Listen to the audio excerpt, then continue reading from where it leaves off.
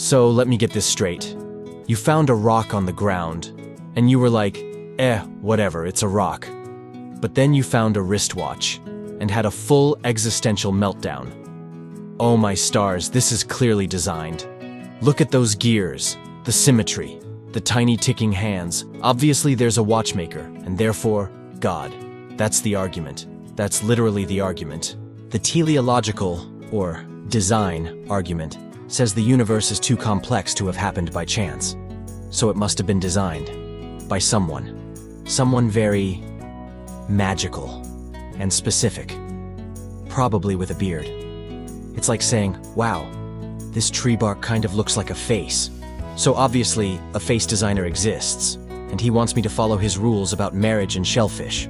The leap from, this thing looks organized, to, there's a cosmic architect who cares deeply about what I do with my genitals, is not just huge, it's Olympic. And the poster child of this whole thing?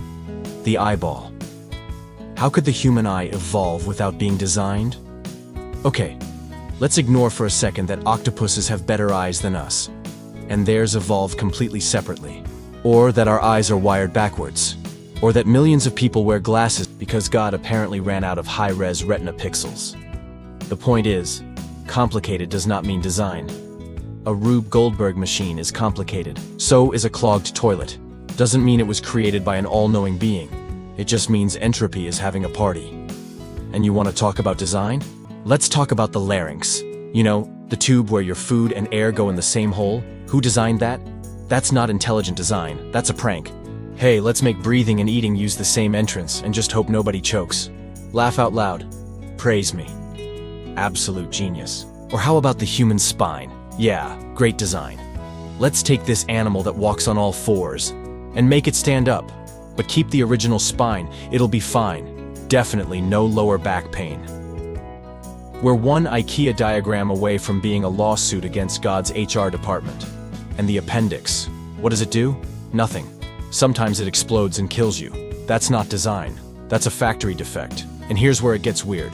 Because even if the universe were designed, how do you get from some kind of designer exists to it's definitely the God of Abraham, who dictated a book to a desert tribe and wants you to believe in talking snakes and blood rituals? That's like finding a Lego spaceship and saying, clearly this was built by a 7-year-old named Steve, who lives in Ohio and hates shrimp.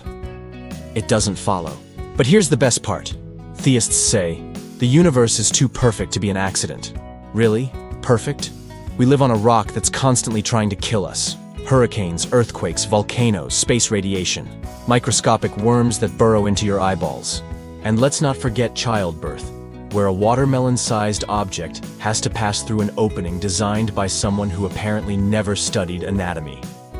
And this was the best possible design? Oh, but look at the fine-tuning. The constants of the universe are so precise. If gravity were just a little different, we wouldn't exist. Yeah. And if gravity were a lot different, we'd still exist. Just differently.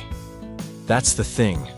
They're acting like the universe was built for us, when the reality is we evolved to fit the universe. You don't design a puddle to fit the hole. The puddle forms to fit the hole it's in. And calling that fine-tuning is like saying socks are proof your feet were intelligently crafted by Haynes.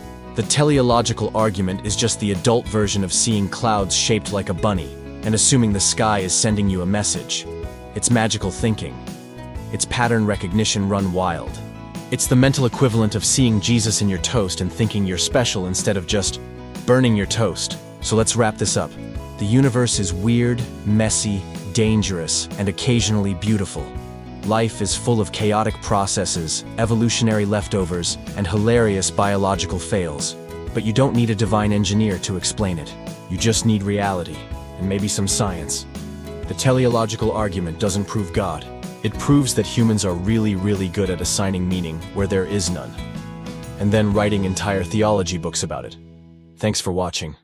See you next time.